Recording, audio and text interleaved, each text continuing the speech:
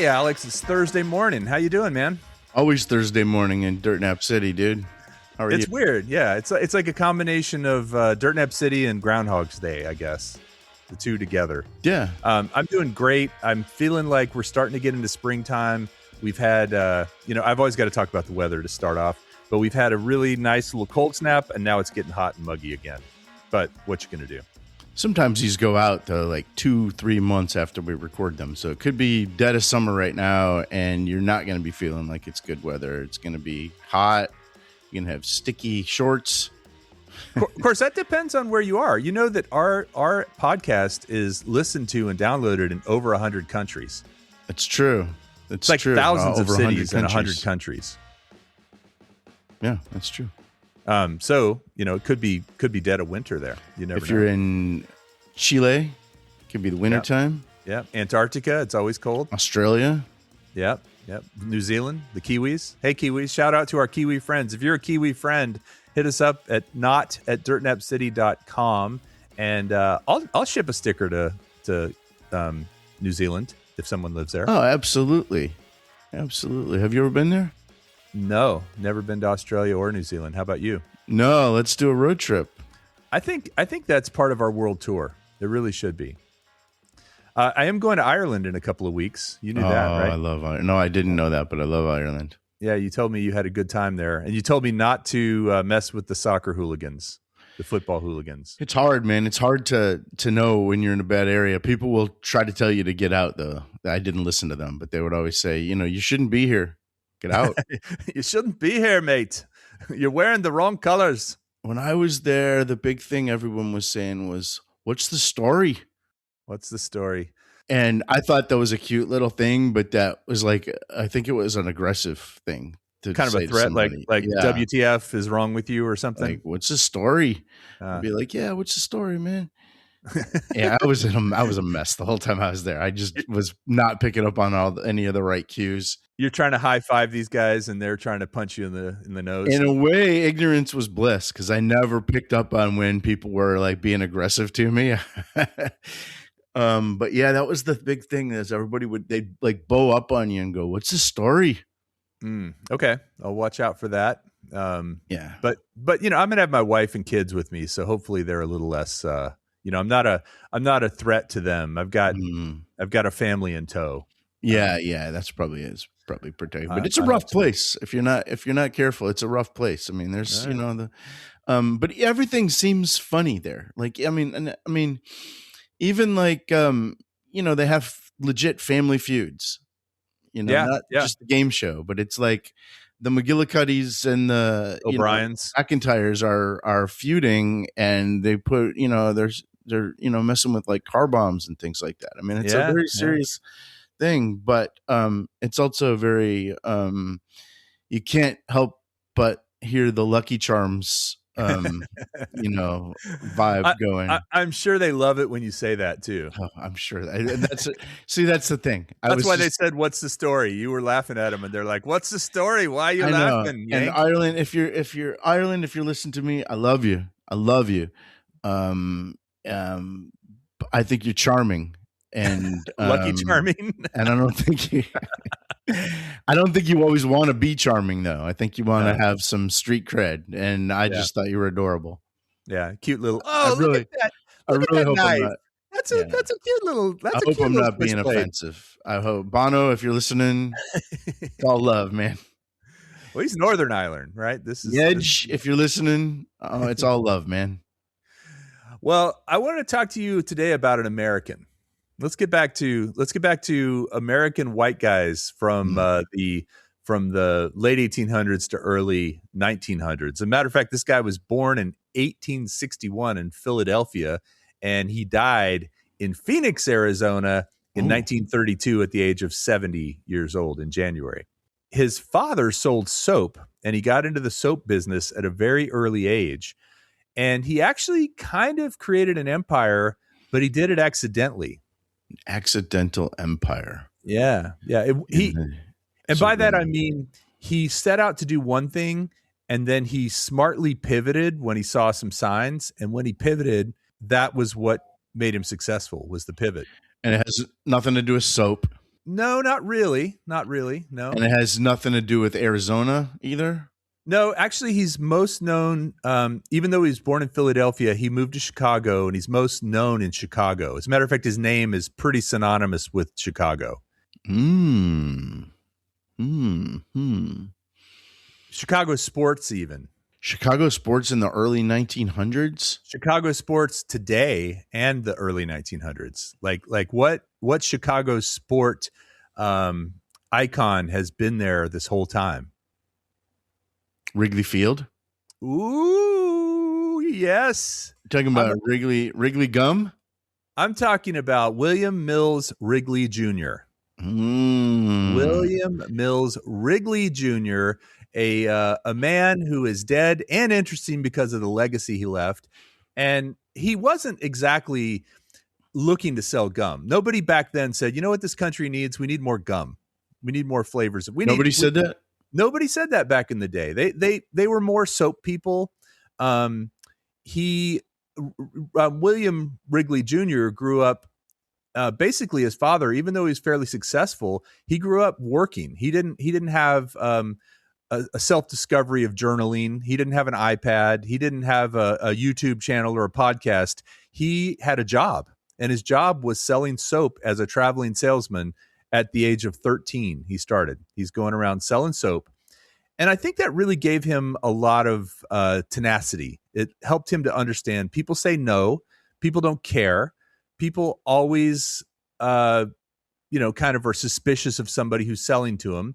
But he persevered. And you know what, though? Learned. I would think that if you had a route, like a paper route, and you hit people like, I don't know how long soap lasts, but maybe a week or two.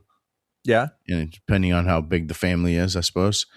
Why not just have like basically a subscription where a guy comes and he just gives you your soap and you don't have to worry about that. I mean, it seems like once you get returning client, why would somebody say no once they've tried your soap, they like it? Because maybe they like being stinky. Oh, well, that's a good reason. Yeah. Maybe they don't like to bathe. No, it came down to, I think, at a young age, he wasn't getting the best route, right? He was kind of like, all right, you go see if you can sell these people. Kind of like Johnny Cash was when he was doing door-to-door sales. He was getting the lowest of the low. But Wrigley wasn't like Cash. Cash, he didn't want to sell to people that didn't need it. Wrigley was a natural salesman. He could take no, but he also tried to take yes. And he did well enough that his father allowed him in 1891. So remember, he was born in 1861. So at the age of 30, his father gave him $32 and said, "Go set up a business in Chicago." He moved from Philadelphia at the age of 30 with $32. Now, $32 at that time was worth about $1,100, $1,200. So it wasn't chump change, but it wasn't enough to really live on for very long. So he formed the Wrigley's Scouring Soap Company in 1891 in Chicago. Now, why do you think he went to Chicago? I was just going to ask you. I mean, probably because it was a big city. It was growing fast. It was a good intersection of different train lines, right? Yeah. It's basically where the East met the West, right? Yeah. It was a place where livestock, there was a lot of exchange of livestock, right? And that'll create some stink that needs washing, right? No, but isn't soap made out of out of lye and lard and stuff like that? Yeah, don't you need the animal products? Yeah, the tallow and the other big thing was Chicago had the Great Fire in the late 1800s, and it was rebuilding from that. And it really was it was modernizing everything. It was becoming a major intersection of train lines and trade and all that in the U.S. It was growing like crazy. That's where the action was. Yeah. Philadelphia was on its way down. This was its way up. So he moved there with this tenacity he had learned from selling soap from the age of 13. He had this little gimmick that he came up with. And this is what he really was. He was an innovative salesman. He was an innovative marketer. He came up with this idea to give away baking powder, which I think was something he could get really cheaply. And he gave it away with the soap. Now, do you know what baking powder is good for? What it's used for? I mean, baking, obviously. Yeah, like rising, like it doesn't Yeah. make the yeast rise or something. Yeah, it has carbon dioxide, and it is an acid-base reaction, causes bubbles to expand, and it leavens the mixture, and it makes things a little bit lighter and fluffier, And so he was giving away the baking powder free with the soap. Well, guess what? The people that he was giving the baking powder to and selling the soap to wanted the baking powder more than they wanted the soap. So what Wrigley did? So He switched to selling baking powder. okay. And then he came up with another gimmick. He's like, "Oh, that worked pretty well. Let's try this." He started giving away a package or 2 packages of chewing gum with each can of baking powder that was purchased. Now, at that time, chewing gum was a little bit more medicinal.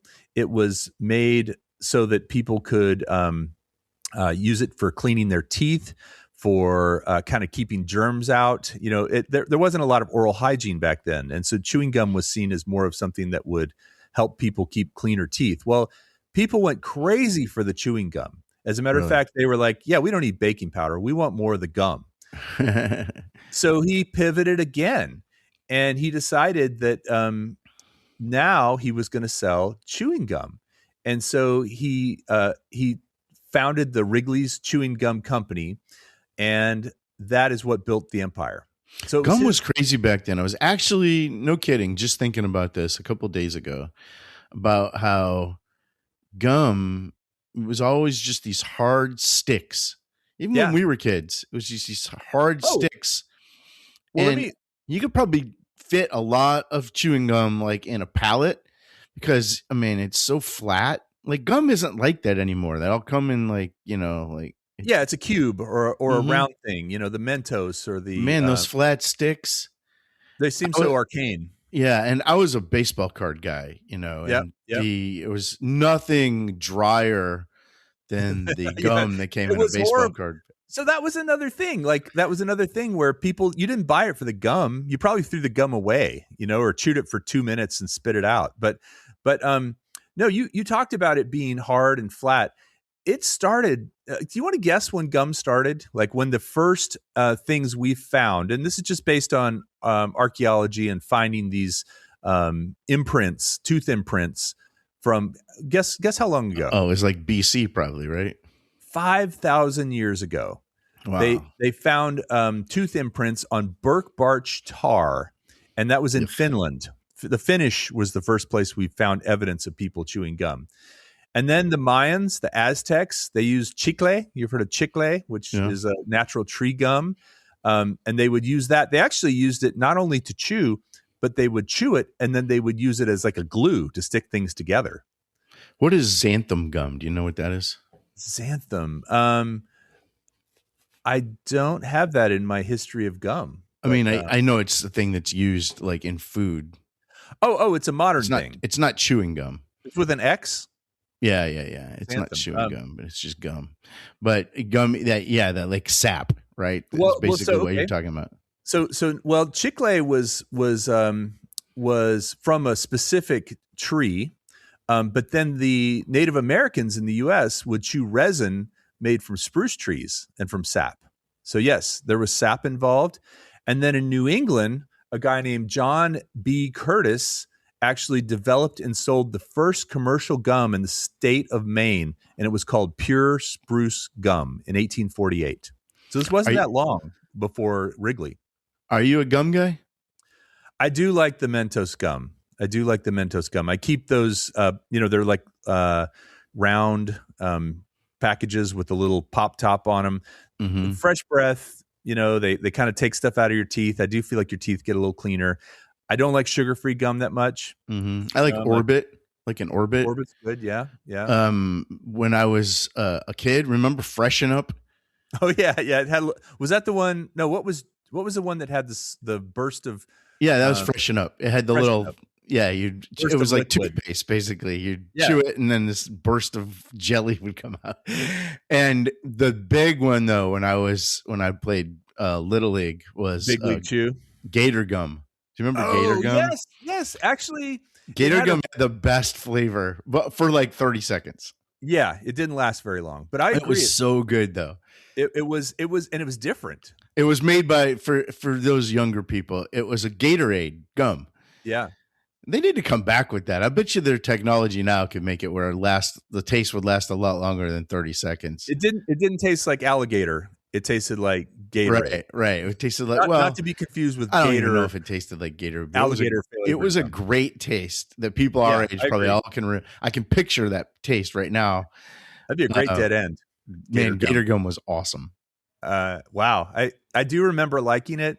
I do remember it was a little harder to find than the other gum. Like the other gum, Wrigley's is everywhere. And there was a purple one that we all loved, some kind of grape flavored gum that was big when we were kids. Yeah. I've never been a big fan of the purple, the grape flavor. That's anything that like immediately would be like quenching. Right. That was the Gator gum was very quenching. That was what it's designed for. Yeah.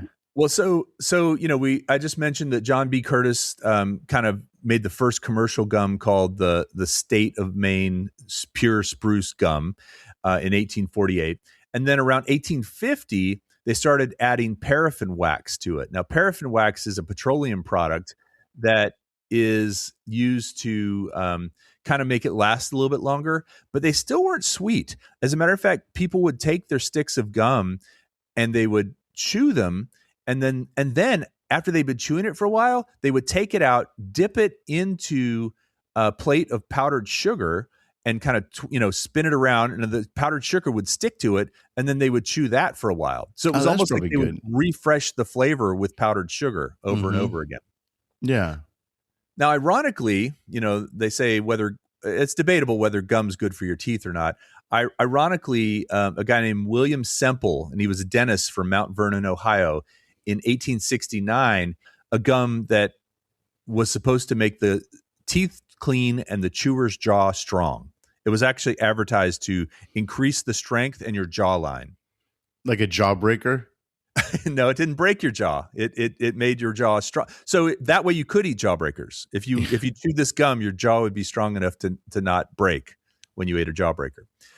But you know what he used in his? He uses paraffin wax, and he also used chalk.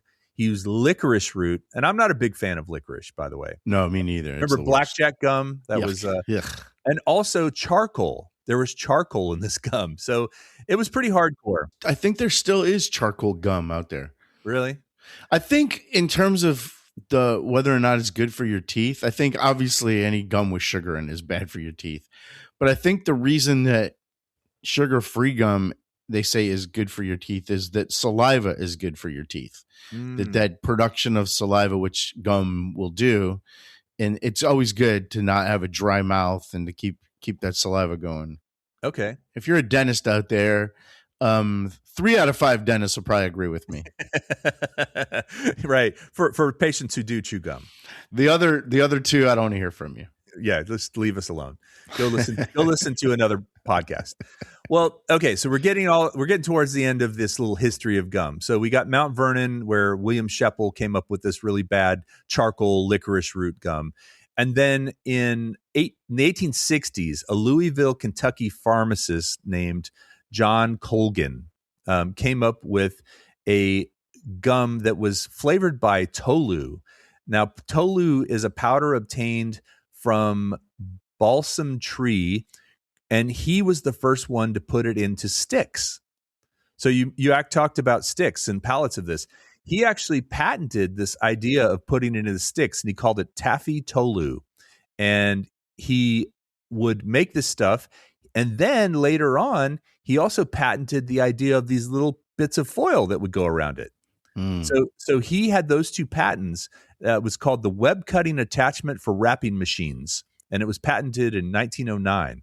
So this guy, he was kind of the one that made the modern stick of gum what it is today. This guy, John Colgan. And it literally, you can still buy those today. Yeah. I mean, it hasn't. I bet his family gets a little residual every time you open a pack of flat chewing gum. Yeah, and maybe that's why so many other companies now are making them in different shapes, so they don't have to pay that have to pay that royalty. And I bet back in the day you could buy just a stick of gum. I don't think you can. Yeah. I You don't didn't think buy you can do packs. that now. No, you didn't buy a pack, and it was Well, probably a penny. oh, like a half penny. Remember they had the half pennies back then. By the way, if you want to learn about pennies and half pennies, especially for you younger ones that have never seen a penny since they're gone now, check out our episode called "Stop Making Sense." CENTS. Most clever title I've ever come up with. So in 1893, Wrigley launched his first chew gums. Do you want to guess what his first two flavors were? I hope you're not going to say spearmint. Yes. We've already established on this show that spearmint is not a real flavor. It's Spearmint terrible. was the OG. Nobody asked for spearmint. Spearmint is a poor man's peppermint. The other one might surprise you. Is it still around? Is it banana? No. That would be great if it was. You Big Mike or the Cavendish? No, it was juicy fruit. That's a flavor? Juicy fruit gum. I thought that was a brand. No. It's a flavor of Wrigley. They still call it that. Yeah, and they still call spearmint. Well, is spearmint not a mint? Is not a real thing? No, it is a type of mint. Yeah, spearmint is a type of mint. Why wouldn't you they can call grow it that, spearmint in your garden? Juicy fruit's not a real fruit, though. What, spearmint? Juicy fruit is not real. Juicy fruit was made up, but I mean, there is juicy fruit, right? I mean, I know some juicy fruits. So oranges are juicy. Yeah. Plums are juicy. Debatable. I mean, you got to get a good one. Any peaches are are juicy. They're sloppy juicy. Grapefruits are juicy. Yeah. Although we've already established that grapefruit isn't a great flavor for. Right. It's more of a health thing, right? Tomatoes are juicy. Technically a fruit. Not a great flavor for gum. Never heard of tomato flavored gum. That wouldn't be terrible. Yes, it would. It'd be right up there with licorice. It sounds okay. I like a good tomato, but I want to know it's actually a tomato. I don't want tomato getting into other stuff. It's like cranberries, cran apple, cran grape. Why is cranberry getting into all this stuff? I think I'd be into tomato gum. Okay. Well, maybe we should try it. Maybe we should that you can use AI now to tell you how to make things like that. Like, how would I make a tomato flavored gum? And AI can come up with all the stuff. You can order it online and you can make it. We could brand it with the Dirt Nap City brand. It'll put you there quickly if you chew too much of it. All the arsenic we use. I don't think that would be terrible. It might be pretty concentrated. You'd have to make it in order to make it taste very tomatoey. Yeah. I bet you V8 tried it at one point. It seems like something they would have tried. Came and stole their audience. Well, let's get back to Wrigley. I want to talk about building the gum empire. So he founded the Wrigley Chewing Gum Company in 1893. He came up with juicy fruits, spearmint. This is all in Chicago. But here's the thing. It wasn't really that everybody thought he was solving a problem that didn't exist. People didn't really chew gum back then. They didn't really think about it. But what he did was genius. He started to do something that was reliable and consistent. He came up with things that people could trust. They knew if they bought this, they were going to be able to, it's going to be the same flavor. That tomato flavored gum is going to taste the same no matter where they buy it. And he focused on distribution. He wanted this in stores. He wanted it in counters. He wanted it, he actually distributed it overseas. And he tried to make it a daily habit, something that was small. And, a lot of people back then were trying to make things luxury items, like kind of price them high. He wanted this to be a daily habit like coffee, so that basically people who started chewing gum would chew it every day and spend a few cents every day. And that is how he built his empire. Probably introduced the idea of like, what do they call it? Impulse buying too, where you just put it right at the the cash register. Yes. And you go, oh yeah, since it's a penny or a half penny, I'll take one of these too. Right. And still that's where you find the gum. That's right. To this day, it's right there at the That's usually where I buy it. I wasn't planning to buy gum, but there's my Mentos gum, and I like that stuff. And look, they have a coupon. Thanks, HEB. Yeah, if they moved gum to the back of the store, you wouldn't purposely Never, go and find gum. never buy it. Yeah. Well, so he really was one of the first people to really market things by blanketing the city of Chicago with signs and slogans. And, he had a sign actually that's pretty cool. It says, "Sealed tight, kept right. The largest chewing gum factory in the world sells Wrigley's, the flavor that lasts." And these are like little pictures of, that little gum guy? Have you ever seen him? He's like a smiley face in a gum packet. Can you imagine this? No. Um, it was the ads he would use, and they had a little mascot back then, but he blanketed the entire city of Chicago. He sent these things overseas to other countries. And guess what he did during World War I and World War II? He gave away free gum to the soldiers. These were in their rations packs. And guess what that did? These soldiers would share them with people overseas. And so all of a sudden, the liberators are chewing this cool stuff from America. We need it. Well, we need this delicious stuff that has liberated us. We need it. It wasn't German. That was supposed to be French. So this became what he really was good at, was this psychological imprinting, that people trusted what the gum was. They were familiar with it. And it's funny, people don't always buy the best thing. They buy the thing they're most familiar with. Mm-hmm. Familiarity and trust go hand in hand. And then he became ubiquitous. It was everywhere. And so he dominated the gum field because everybody knew the name Wrigley. Boy, that's a volume business though, isn't it? Like you have to move so many units of that stuff to make any money, I'll bet. That's true. You do. But it's probably pretty cheap to produce too. Very, very cheap to produce, and pretty cheap to distribute a lot of it. You mentioned earlier how much would fit on a pallet. A lot of sticks of gum will fit on a pallet. And so, but that's all fine and good. But if you're also like, it'd be good to be the second player in the market, right? Once people already like gum and you realize that it's cheap to produce but he was having to do all that and convince people that this is something that they needed, that they didn't already like. Well, that's to sell something that low cost that isn't part of you have to, like you say, you have to make it a daily habit to make any money. Right. Like that's amazing to actually change the habits of people. Well, I guess you're not really changing an old habit. You're introducing a new one. Right. So some other ways that he did this was by naming landmarks in Chicago. You mentioned Wrigley Field when we first started. The fact that it's called Wrigley Field, that immediately, for anybody who's a fan of the Chicago Cubs, and by the way, he was an owner of the Cubs for a while, there's the Wrigley Building. We know the Sears Tower. We know some of these. Have you ever seen the Wrigley Building? Mm-hmm. See a picture of it. It's a beautiful enormous building. Yeah. It's really a statement, right? It's not tall, but it's big. Well, it's wide and it has kind of a tall center section. Not super tall. You're right. It's not like trying to be the Sears Tower, but he was a brand first thinker, is what he decided. He wanted Wrigley to be, when you think of gum, you think of Wrigley. But I think Wrigley Field is named after him, not the gum. It's not Wrigley Gum Stadium, but the company is named after him, right? So ultimately, it's weird though. You never think of that as being like so many stadiums are corporate names. You don't really think of that as being a corporate name. No, because it's been around so long. I guess it's just iconic now. Yeah. It was, and he was an owner of the Chicago, or a majority owner of the Chicago Cubs for a little while. Yeah, it's just kind of branding but you do associate gum with summer.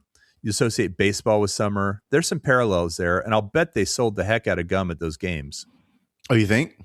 Oh yeah. I mean, they're going to push it hard, and they're probably going to have all their players chewing it, right? The problem with that, though, I'm sure the maintenance people in the stadium didn't love that, because you got gum on seats.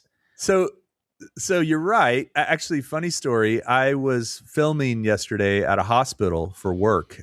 We were filming some interviews, and I went to the restroom. And it's a very clean hospital. It's a nice hospital up in Round Rock, and they had these little co-ed bathrooms or male female bathrooms, that one stall, one sink kind of thing.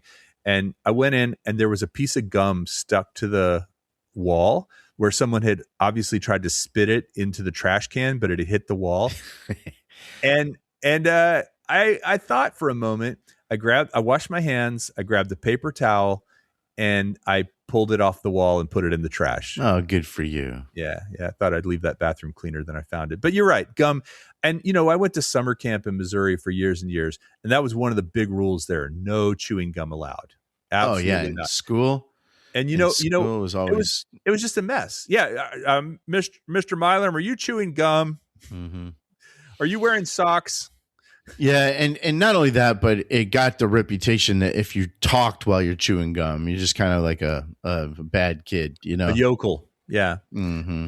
Yeah. No, it was something that, again, nobody knew that it had to nobody knew they needed it until it became a habit. It's kind of like coffee, I suppose. But you know what a genius idea was? I don't know if you're about to get into this, but is nicotine gum is a really good idea. Yeah. That is definitely one use case for gum that people kind of came up with later. I wouldn't be surprised if it's the most popular kind of gum sold right now is Nicorette. Really? I wouldn't be surprised. Well, there's also gum. So in addition to nicotine gum to help people quit smoking, there's sugar-free gum, which is, as you said, more for dental health. Well, if I see an adult chewing gum these days, I assume it's Nicorette. Do you not chew any gum? I'm not a big gum chewer. No. If I found you like a 20-year-old packet of Gator gum on eBay, I might try it. Yeah, I might try that. Or should we just go get some Nicorette and see what that's all about? No, I don't think you should get hooked on that. Well, there's also gum with caffeine. Have you ever seen that? Nope. So it's kind of a pick-me-up gum. I've chewed it a few times when I was driving a long distance and I didn't want to drink any more coffee. I didn't want to drink any more soda or have to go to the bathroom. How's that? It wasn't very tasty. It doesn't have a very good flavor to it. It kind of, but it keeps you awake. It definitely works. I don't think I would like that. Well, so the key takeaway here, William Wrigley Jr., he didn't invent gum. He didn't discover a new ingredient. He didn't really make it any better. He did get some flavors. And I will say one other thing is the Wrigley's portfolio is a pretty deep portfolio. There are a lot of different gums that you might have thought before. I think Orbit might be actually owned by Wrigley's, actually, and you said you liked Orbit gum. But he just really figured out that if you could get people to form a new habit, you could really make a big business out of it.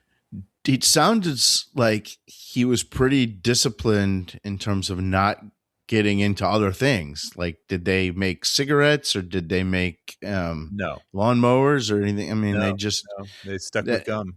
That's hard to do in the 20th century when everybody else is making everything, and making. I mean, he got to be a billionaire by chewing gum.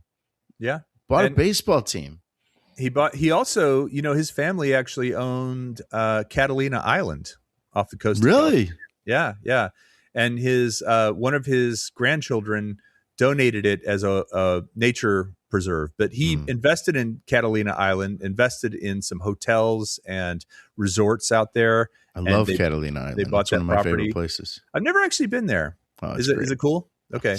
Cool. Are there wild horses there? Is that where the wild horses are? Buffalo. Okay.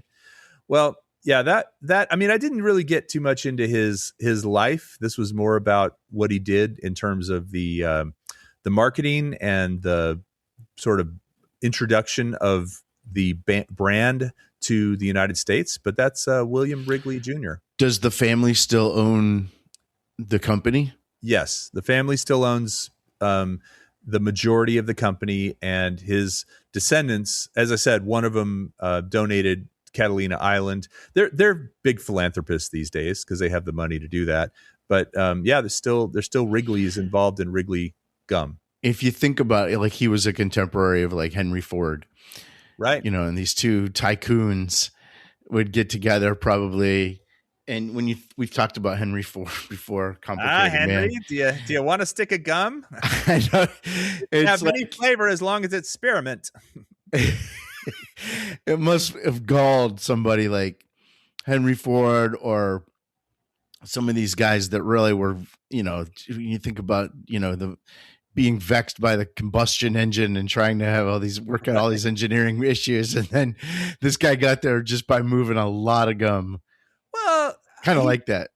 He did have to come up with a way to market it, of course, but also produce it in a way that it would stay fresh for a long time and a way that it would ultimately be very, very easy to sell, right? Sure. But it probably felt like child's play to a guy like Henry Ford. Yeah, I would agree. I resented him. Tesla. And we know Henry Ford was a son of a bitch anyway, so, you know. Well, that is our boy, William Wrigley Jr. Next time you're in Chicago, give a nod to the building or to the Wrigley Field. And next time you're in a convenience store, plunk down the probably $1.50 or $2 at this point it costs for a pack of Wrigley's chewing gum. Yeah, pour out a pack of spearmint for us. All right. We'll see you next time.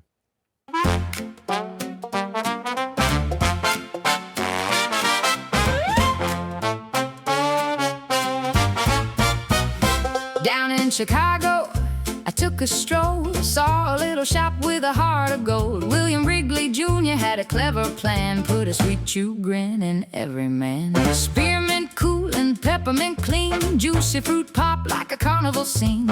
Double mint twins and a cherry smile keeps you chewing on a lucky wow. From the lakefront to the corner stand, everybody knew that brand. Fold that wrapper, hear it crack.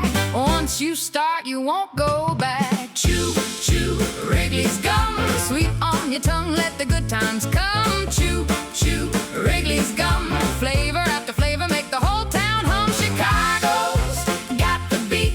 Wrigley Field and that candy treat. Chew, chew, Wrigley's gum. One little chew and the joy rolls in. At Wrigley Field when the crowd gets loud, boys in the bleachers almighty proud. Pop that piece and you tap your shoe. Every inning tastes brand new. From the loop to the river bend, best little chew you could recommend. Open wide, let the fun begin. Same sweet grin every time you spin. Chew, chew, Wrigley's gum. Sweet on your tongue, let the good times come. Chew, chew, Wrigley's gum. Flavor after flavor, make the whole town hum. Chicago's got the beat. Wrigley Field and that candy treat. Chew, chew, Wrigley's gum. One little chew and the joy rolls in. Oh, oh, oh, oh, William Wrigley Jr., tip your hat. You made a little chew go far like that. Mint or fruit, that's the grand parade. Best old bargain that was ever made. Chew, chew, Wrigley's gum. Sweet on your tongue, let the good times come. Chew, chew, Wrigley's gum. Flavor after flavor, make the whole town hum. Chicago's got the beat. Wrigley Field and that candy treat. Chew, chew, Wrigley's gum. One little chew and the joy rolls in.